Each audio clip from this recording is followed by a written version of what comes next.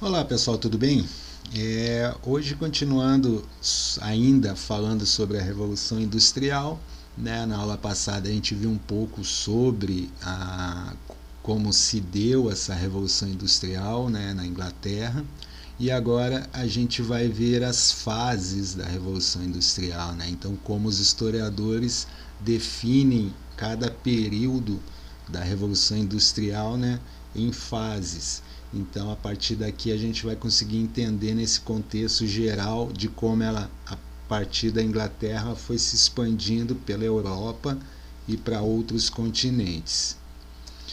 Então, aqui a gente tem um gráfico, né, um infográfico dessa Revolução Industrial, né, de como aconteceu. Então, a gente tem a indústria 1.0, 2.0, 3.0 e 4.0. Então, o que a gente tem lá? A 1.0, ela pega aquele primeira mecanização, né, o primeiro uso das máquinas, então, ainda na Inglaterra, né, as máquinas a vapor, ali pelo ano de 1784.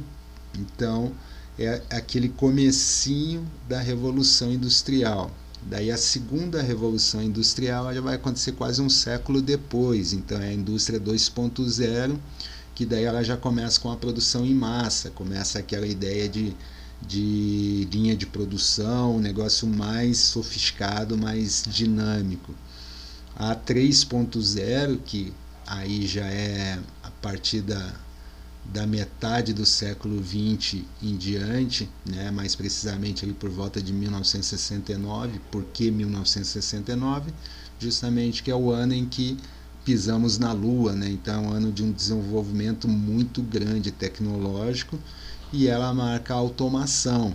Então, enquanto aqui a gente ainda tinha o homem no processo, né, da produção em massa, aqui a gente já começa a ter as primeiras mecanizações, né, as primeiras automatizações, né, então a gente começa a ter os primeiros robôs lidando com isso.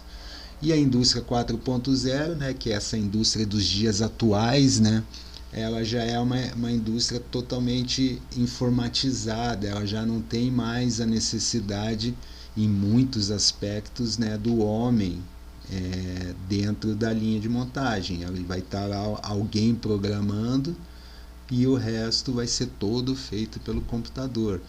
Então é o uso sistemático e muito mais frequente da informatização, né, da informática dentro do ambiente de trabalho. Então, até como ele fala aqui das redes de trabalho, né, das networks, então tudo isso vai ser proporcionado por essa indústria informatizada. Então, vamos começando lá. A Revolução Industrial, né, só para a gente relembrar um pouquinho, corresponde às modificações industrial, né, ou as modificações econômicas e tecnológicas causadas por essa indústria, que consolidaram o sistema capitalista, né, então elas vão dar o impulso para o capitalismo iniciar e permitir o surgimento de novas formas de organização social da sociedade, desculpa. Então, como eu falei, a revolução, ela não quer dizer que é aquela igual a Revolução Francesa, que as pessoas pegam em arma, ou as revoluções inglesas, e vão derrubar o rei. Não, é uma revolução do modo, né, da organização da vida social das pessoas, né? Então vai acontecer todo um rearranjo de tudo aquilo que eles estão acostumados. Essas transformações tecnológicas, econômicas e sociais vividas na Europa Ocidental, né, a Europa mais para o lado de cá, inicialmente limitadas à Inglaterra, em meados do século XVIII, tiveram diversos desdobramentos, os quais podemos chamar de fases.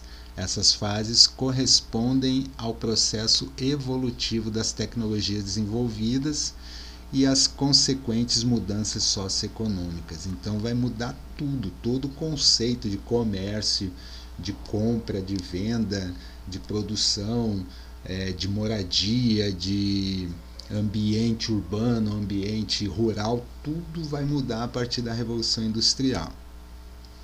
Então, a primeira revolução, né, ou a primeira fase da Revolução Industrial, refere-se ao processo de evolução tecnológica vivida a partir do século XVIII na Europa Ocidental, entre 1760 e 1850, estabelecendo uma nova relação entre a sociedade e o meio, bem como possibilitou a existência de novas formas de produção que transformaram o setor industrial, dando início a um novo padrão de consumo.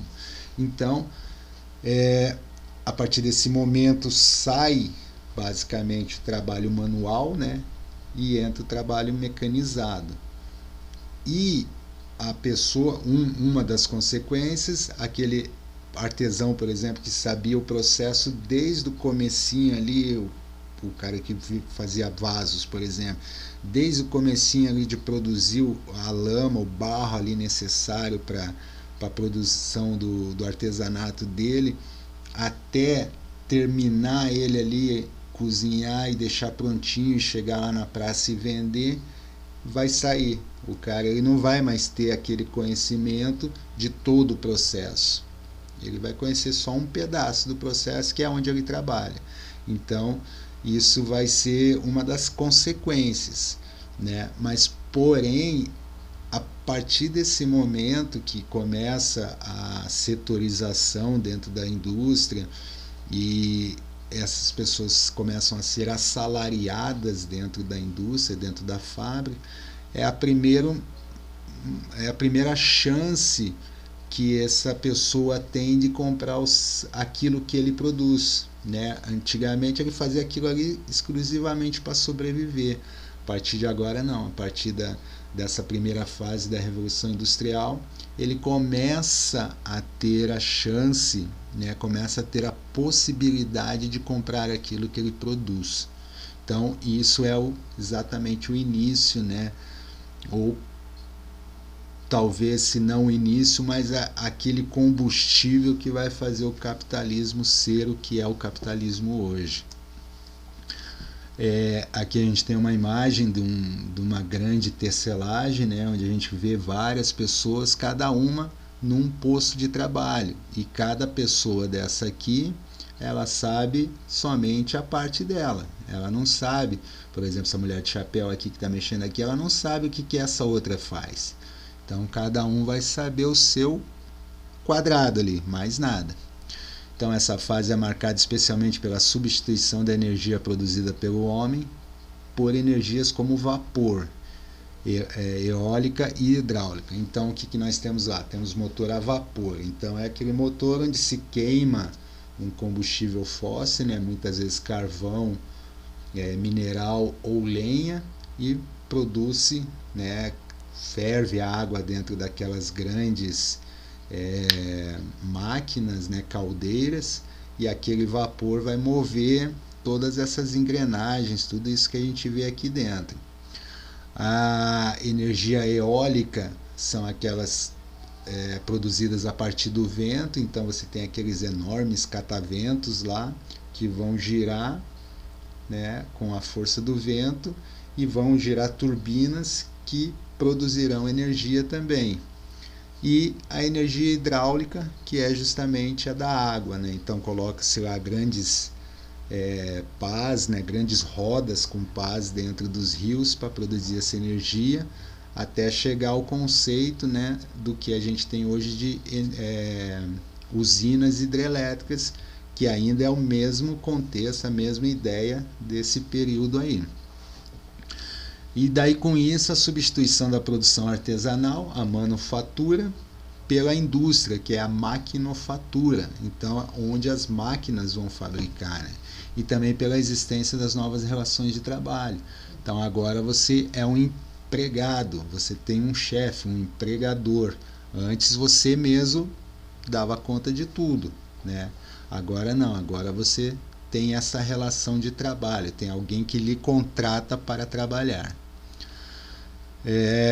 Também ainda na Revolução, na primeira fase da Revolução, né, as primeiras invenções dessa fase, elas modificam todo o cenário vivido na época, né? Então, como eu falei, é utilizado o carvão como fonte primária de energia, principal fonte de energia, e consequente desenvolvimento da máquina a vapor e da locomotiva, né, como a gente está vendo uma aqui embaixo, né, as chamadas Maria-Fumaça. Nessa fase foi também desenvolvido o telégrafo, então as primeiras formas, né, de comunicação a longa distância.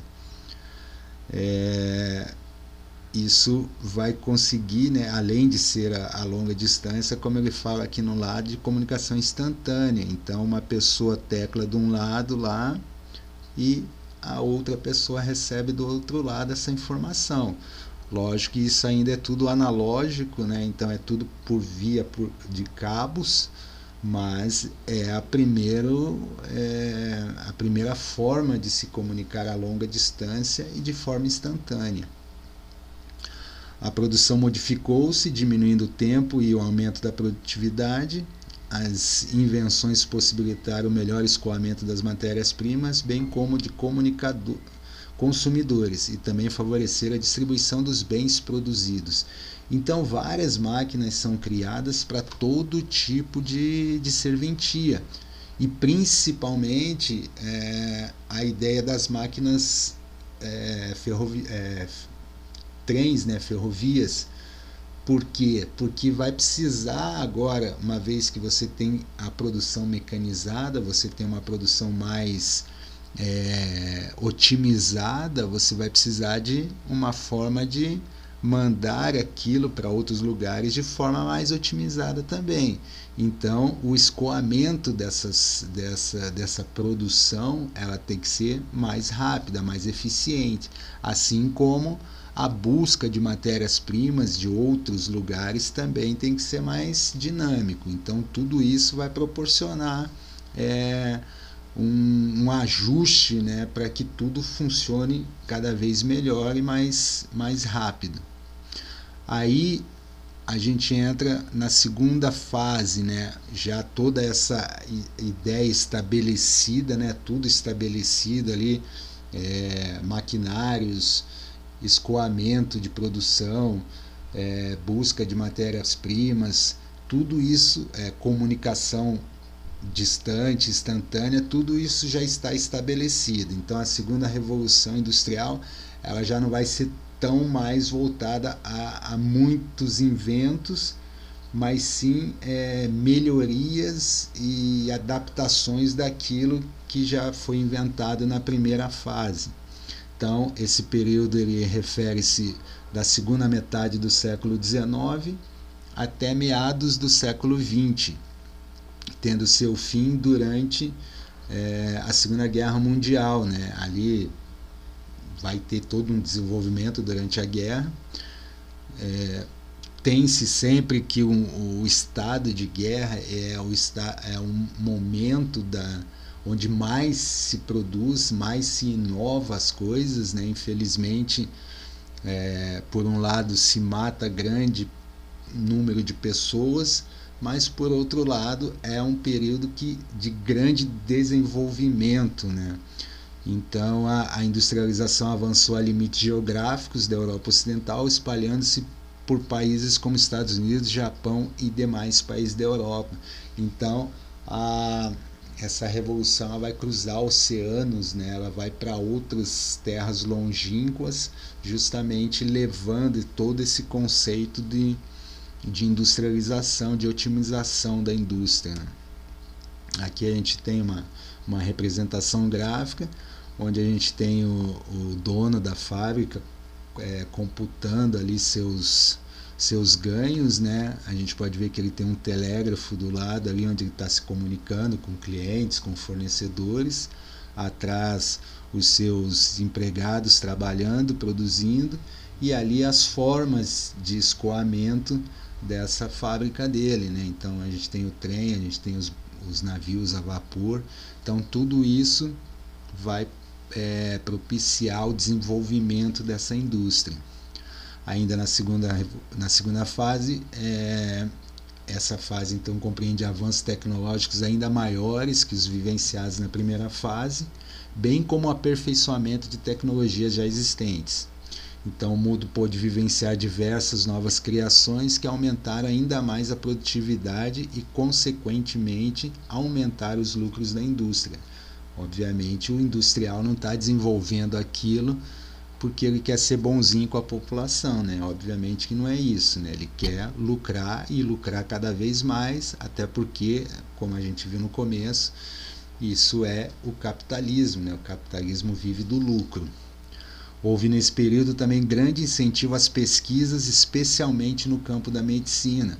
Então, assim como a revolução que começa dentro da fábrica ali, desenvolvendo novas máquinas para produção de tecidos, do que você imaginar que seja, ela vai avançar para outros campos também. Vai ter gente que vai pensar assim, poxa, eu posso desenvolver uma máquina aqui que vai facilitar a vida do cirurgião lá. O outro, eu posso fazer aqui uma máquina legal aqui para o padeiro desenvolver, e assim por diante. Ela vai abrir para todos os campos. As principais invenções dessa fase estão associadas ao uso do petróleo. Então a gente vai deixar o combustível à base de carvão ou de lenha para trás e vai começar a usar o petróleo. O petróleo vai dar, a partir do desenvolvimento dos motores a combustão interna, aqueles motores a gasolina, a diesel, eles vão tomar o lugar dos motores a vapor, e como eles são movidos a gasolina, a diesel, que são derivados de petróleo, a busca do petróleo ela vai ser a primordial, e é o que é até hoje, A eletricidade, que antes era utilizada apenas no desenvolvimento de pesquisa em laboratórios, ela passa a ser distribuída para todo mundo também.